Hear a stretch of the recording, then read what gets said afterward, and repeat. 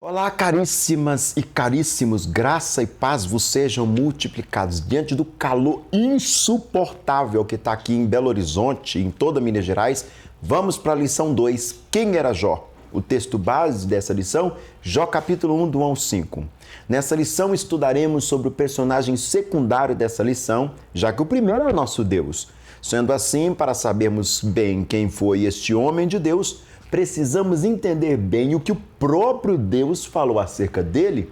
Estudaremos os dias difíceis que ele viveu, o seu comportamento diante dos homens, o comportamento diante de Deus, o comportamento diante de sua família, e no final vamos entender qual a importância, ou seja, a relevância do comportamento cristão em nossos dias. Eu sou o professor Daniel Ramos, bem-vindo ao nosso canal, não deixe de se inscrever. Primeiro tópico, Jó, um servo de Deus em tempos difíceis. Boa parte dos historiadores bíblicos colocam Jó dentro do período patriarcal, ou seja, ele foi, por certo, contemporâneo de Abraão, Isaac e Jacó. Este era um tempo onde os homens se distanciavam de Deus, ao ponto de Deus escolher um para trazer novamente o seu nome sobre ele e os seus descendentes. Sendo assim, precisamos enxergá-lo como um Enoque, Noé, Abraão dos seus dias. O comportamento de Jó chama a atenção até mesmo do inimigo. Algo que também nos surpreende é que antes de se mencionar o que Jó tinha, o texto bíblico faz questão de mostrar quem ele realmente era. Vamos analisar aqui neste vídeo quem era este homem diante da sociedade, diante de Deus e diante da sua família. O segundo tópico da lição, o comportamento de Jó diante da sociedade. A sociedade é regida por normas, todo mundo sabe disso. E isso nós damos o nome de ética. Quando olhamos para Jó, enxergamos nele alguém que tinha uma ética muito superior aos homens do seu tempo. Vejamos a fundamentação dessas perspectivas. Primeiro, ele era sincero, íntegro. Jó 1:1. Não era um indivíduo sem pecados, não, pois essa é uma característica que ninguém pode requerer para si. Não é disso que nós estamos falando. Porém, o caráter dele era maduro, pleno. Sua conduta reta. O termo integridade é outra palavra importante aqui no texto de Jó capítulo 2, de Jó capítulo 5, de Jó capítulo 31. Pessoas íntegras são indivíduos completos, sem quaisquer hipocrisia ou duplicidade. O termo sincero, na tradução corrigida, tem o seu sentido etimológico latim sinceros e significa sincero a um puro, leal, franco. Algo escasso na sociedade desde os tempos de hoje, desde o tempo de Jó, sobretudo hoje. Segundo, Jó era reto. Além de ser sincero, também temos que Jó era reto. Não havia falta em Jó. Ele preenchia todos os requisitos dos seus dias, ele vivia como um homem exemplar. Na narrativa, essas qualidades em Jó não constituem a avaliação de homens, mas sim a avaliação do próprio Deus. Esta é uma qualidade, ou seja, uma virtude de se seguir, sem desvios. A direção indicada pelo senso de justiça, pela equidade, virtude de estar em conformidade com a razão, com o dever, integridade, lisura, probidade. O terceiro tópico da lição de hoje trabalha o comportamento de Jó em relação a Deus. Irmãos e irmãs, de Deus ninguém se esconde. Salmo 139, do 7 ao 12, Jeremias 23, 24, Hebreus 4, 13, Apocalipse 2, 2. Alguém pode até fugir de certo modelo ético de comportamento devido à moral, ou seja, por estar sempre vigiado, mas em Jó podemos enxergar mais do que um comportamento perfeito, mas um comportamento diante de Deus. Também temos que, até pelo crivo divino, Jó passou com louvor. Vejamos, Jó era temente a Deus. Richard Allen assim descreve o homem piedoso: aquele que sabe o que é ter prazer em Deus temerá a sua perda. Aquele que viu a sua face terá medo de ver suas costas. Esta declaração é um perfeito resumo do relacionamento de Jó com o Todo-Poderoso. A expressão hebraica que descreve o homem temente a Deus, Yará, evoca um medo santo e respeitoso pelo Todo-Poderoso. Medo esse, aliás, que não tem a natureza do terror. O temor ao Senhor é a base para qualquer ser humano se relacionar com Ele. Já diz Provérbios 9, verso 10, o temor do Senhor é o princípio da sabedoria. E como podemos observar nos textos citados, como Levítico 20 5, verso 17, segundo Crônicas 19, 7, Isaías 8, 13, ele mudará o nosso relacionamento com o próximo. Podemos perceber que esse era o alicerce do caráter de Jó. Eis que o temor do Senhor é a sabedoria e o apartar-se do mal é o entendimento. Jó 28, 28. Temer ao Senhor, queridos e queridas, significa respeitá-lo por seu caráter, seus atos, suas palavras. Jó também desviara-se do mal. Era um homem moral, rejeitava o que era errado, não meramente o evitava.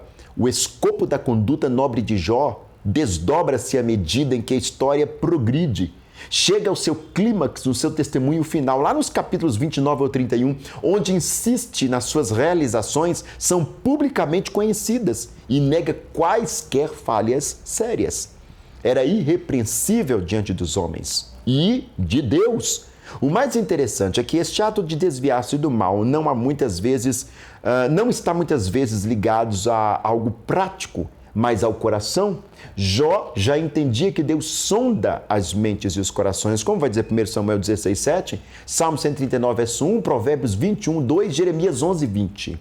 Desculpa a suadeira, está muito quente aqui em Belo Horizonte. Tópico 4 da lição de hoje, o comportamento de Jó em relação à sua família. Uma das características que encontramos em Jó é o seu zelo por sua família. O ambiente familiar pode gerar em alguns um sentimento de liberdade para ser diferente do que se é em sociedade, mas Jó demonstra mais uma vez o seu caráter distinto. Pelo que entendemos, em seus dias não havia ainda autoridades sacerdotais escolhidas por Deus, tal qual o período levítico. Sendo assim, Jó entendia que ele deveria ser o sacerdote do seu lar.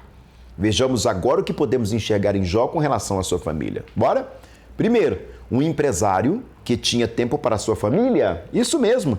Os bens de Jó eram tantos que o autor bíblico inspirado afirma, abre aspas, este homem era maior do que todos os no Oriente, fecha aspas. Porém, observamos que mesmo sendo tão rico, Jó não renunciava à sua família. Essa sempre foi a vontade de Deus para os pais. Deuteronômio 6, do 6 ao 9, Provérbios 22, 6. Infelizmente, muitos pais têm negligenciado tamanha responsabilidade e colherão um fruto amargo se não mudarem drasticamente o seu comportamento diante de sua família. Que sua família, querido e querida, seja a nossa prioridade. Ela é o nosso bem maior. Salmo 128. Jó era um pai que mantinha sua família unida. Versículo 4 do capítulo 1. Sabemos que a união entre os irmãos é algo agradável a Deus. Salmo 133, verso 1. Encontramos isso na família de Jó. Diferente de outras famílias que são apresentadas na Bíblia onde havia disputa por poder, como no caso de Jacó, Esaú, de Gênesis 27, 36, e de José e os seus irmãos, de Gênesis 37, versos 4, 11, 20, 27 a 28, mesmo possuindo um pai rico, enxergamos seus filhos desfrutando dos bens de seus pais em harmonia. Isso só pode ser uma realidade por conta dos ensinamentos de oração que seu pai sempre fazia. Jó era um intercessor contínuo. Jó não orava às vezes pelos seus filhos, ou apenas os ensinava quando esses erravam. O trabalho de Jó era um trabalho preventivo. Ele chegava antes do problema, se preocupava até com os possíveis pecados do coração deles. Abre aspas. Talvez os meus filhos tenham pecado e blasfemado contra Deus em seu coração. Fecha aspas. Observemos pontualmente o trabalho de Jó para manter os seus filhos da presença de Deus. Santificava-os, oferecia holocaustos para cada um, preocupava-se com a vida espiritual deles, continuamente fazia sacrifícios. Que nunca esqueçamos esse exemplo, amado e amada. Sua família é de sua responsabilidade diante do Senhor. Confere lá 1 Timóteo, capítulo 5, verso 8. O quinto tópico da lição de hoje, a importância do testemunho do cristão. E aí a gente vai para as prerrogativas finais. A palavra de Deus como regra de fé e prática, ou regula fidei, como vai dizer em latim, do cristão, descreve os princípios divinos que direcionam e guiam a vida do cristão, independentemente da sua cultura, status, épocas e etc.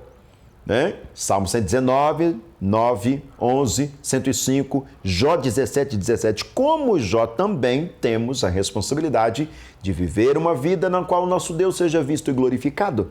Vejamos então na palavra de Deus quais devem ser as atitudes do cristão neste mundo. Primeiro, não nos conformar com este mundo. Romanos 2:2. A expressão não vos conformeis não tem o sentido de não tomar a forma, ou melhor, tem o sentido de não tomar a forma, ou de não ser igual, perdão. Em outras palavras, o apóstolo Paulo estava dizendo que não queria ser igual ao mundo. O cristão deve reconhecer que o presente sistema mundano é mau, Gálatas 1:4, e que está sob o controle de Satanás, 1 João 5:19. Segundo, demonstrar à sociedade que somos novas criaturas. Através do testemunho cristão, o crente demonstra à sociedade que já não é mais o mesmo e que sua vida foi transformada, tornando-se numa nova criatura. Romanos 8:1, 2 Coríntios 5:17. Evangelizarmos com a vida, através do testemunho pessoal do cristão, também se evangeliza.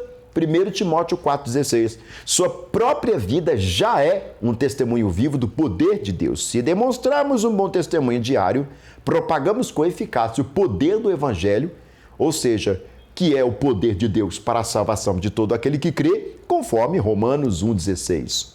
Pregue, se puder, use palavras. Cuidar da nossa família, 1 Timóteo 5,8. O apóstolo Paulo nos deixou um duro recado. Se falharmos do cuidado com o próximo, principalmente com os de nossa família, somos piores que os infiéis. Ele nos exorta assim porque conhecemos a verdade, os infiéis, não. Que possamos conduzir nossa família aos pés de Cristo sempre.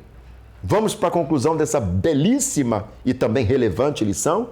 Aprendemos nessa lição que o nosso comportamento diante dos homens de Deus e da nossa família são a base de nosso caráter. Que possamos, como cristãos imitadores de Cristo, viver uma vida irrepreensíveis em dias tão difíceis. Que a nossa vida de boa conduta baseada nas Escrituras possa ser conhecida em todos os homens, mas principalmente chancelada por Deus. Jó conseguiu e, com a graça de Deus, creio que nós também conseguiremos. Mais uma vez eu te peço desculpas pela suadeira. Aqui está quase 40 graus, está muito quente em Belo Horizonte. Afinal de contas, como é que está aí na sua cidade? Coloca aqui embaixo do vídeo. Deus abençoe. Muito obrigado. Até a próxima lição. Não deixa de se inscrever em nosso canal.